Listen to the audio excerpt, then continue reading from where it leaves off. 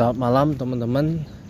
Masih di Chatterbox edisi Senin 9 Desember 2024. Masih saya nggak tahu kenapa seneng aja gitu loh belakangan ini ya membagi nasihat dari para tetua-tetua kita gitu ya.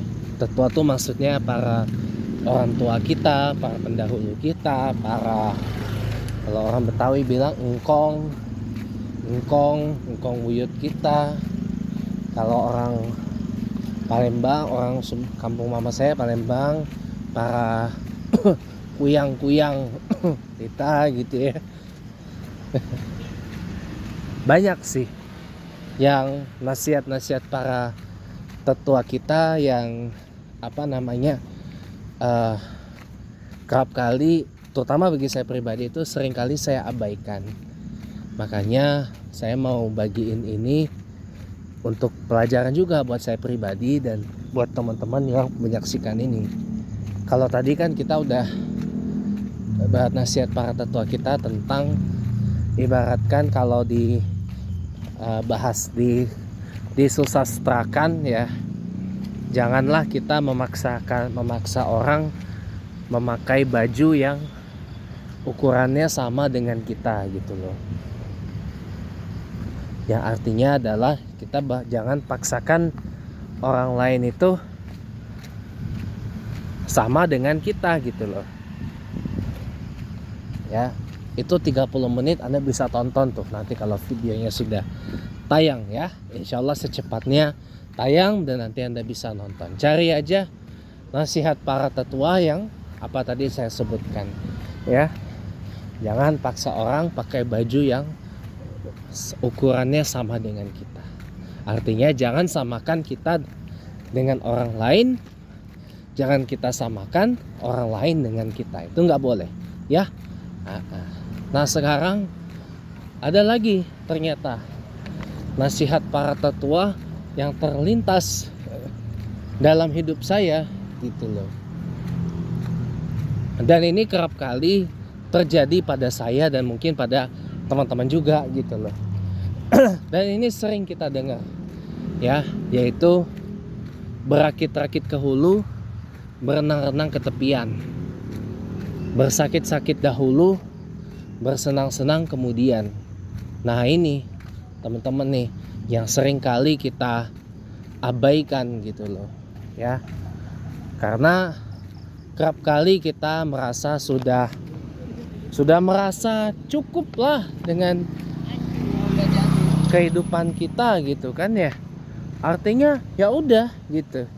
Tapi ternyata kita dalam hidup ini dihadapkan dengan keadaan-keadaan yang banyak tidak kita duga-duga sebelumnya.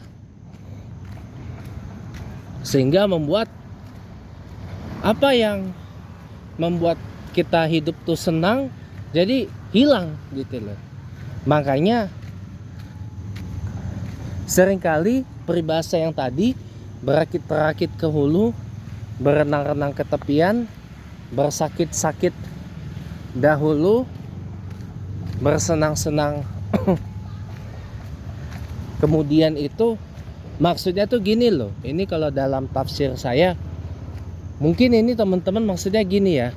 Selain kita pernah bahas tentang ikhtiar ya teman-teman ya, karena hasil akhir itu bukan ditentukan dari usaha kita.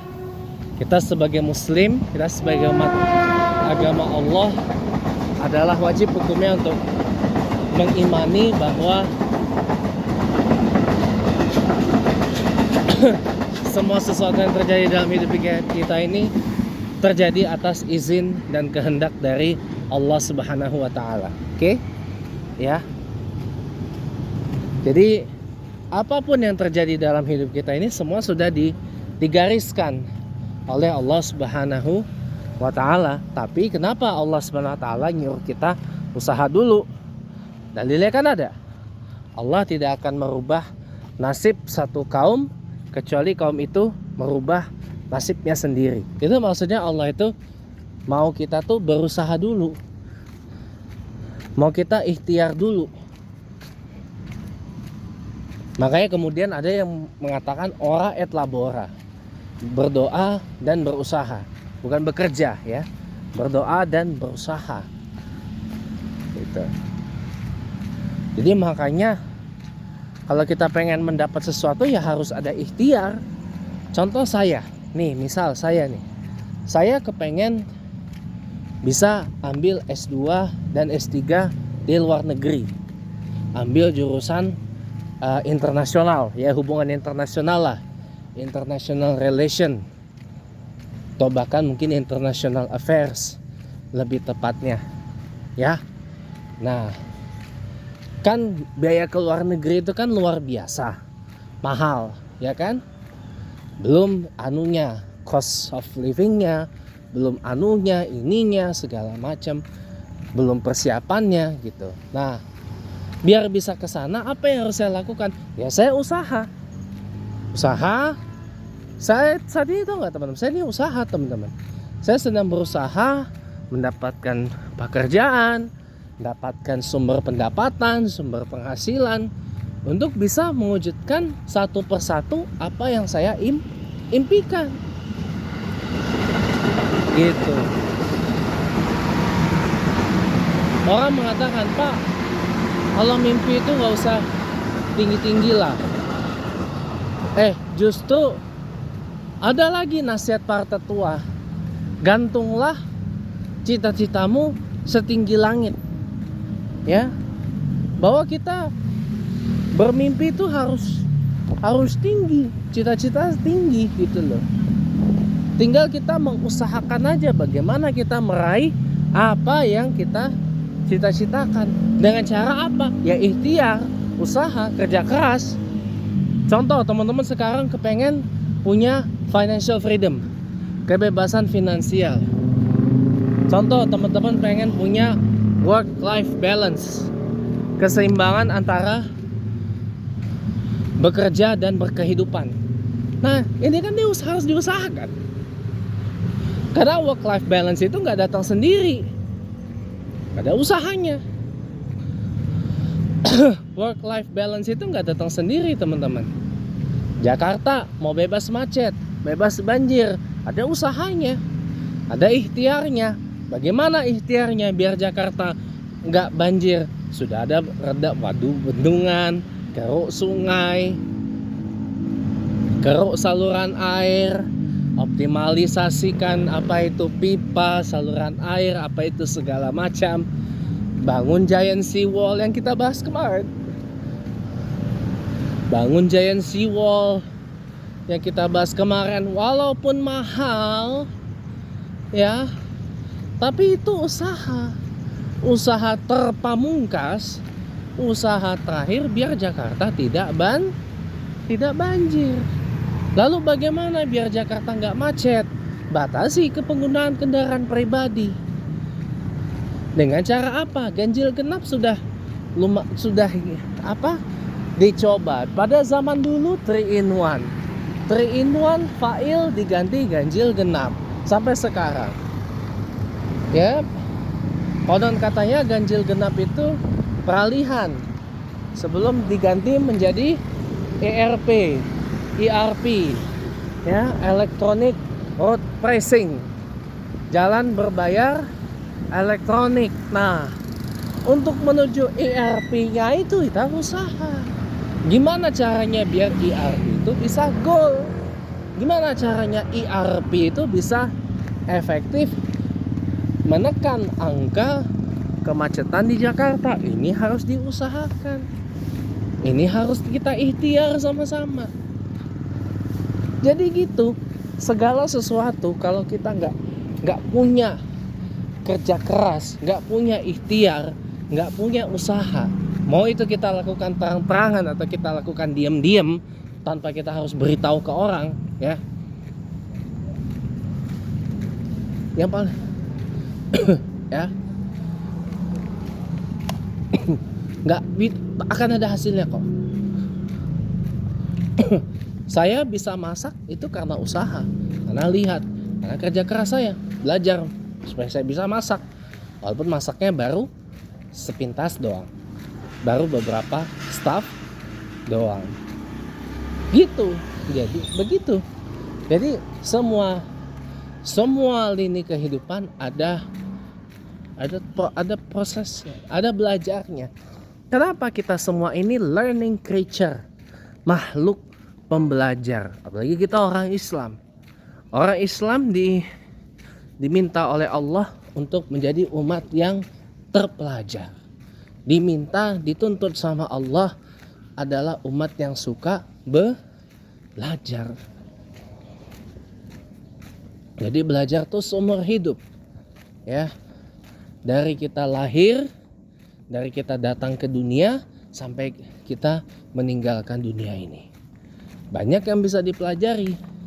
Nah, termasuk kalau kita mau sukses dimanapun kita berada, saya selalu bilang, zaman sekarang kunci sukses itu bukan hanya sekedar kerja keras, gigih, semangat, optimis, pantang menyerah dan sebagainya. Enggak.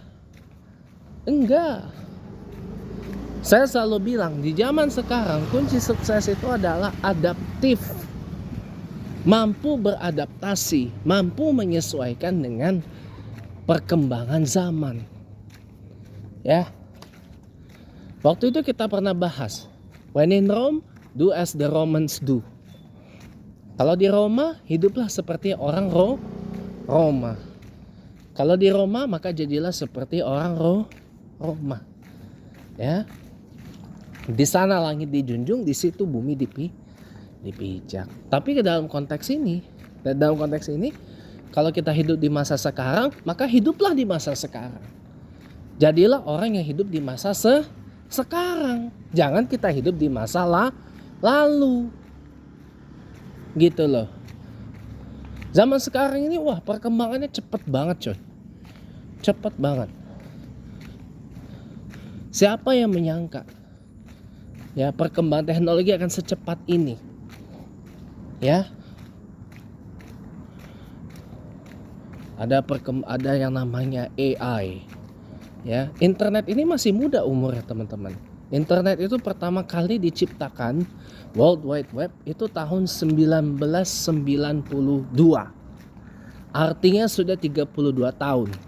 Masih muda usianya. Tapi di usia muda internet ini perkembangannya cepat banget. Siapa yang menyangka dengan internet kita bisa melihat dunia hanya dalam hitungan detik? Siapa yang nyangka dengan internet kita bisa terhubung dengan misal teman-teman kita yang lama tak bertemu. Bahkan mohon maaf, dengan internet anak yang tadinya mencari orang tua bisa ketemu. Anak yang mencari ibunya atau mencari bapaknya bisa ketemu.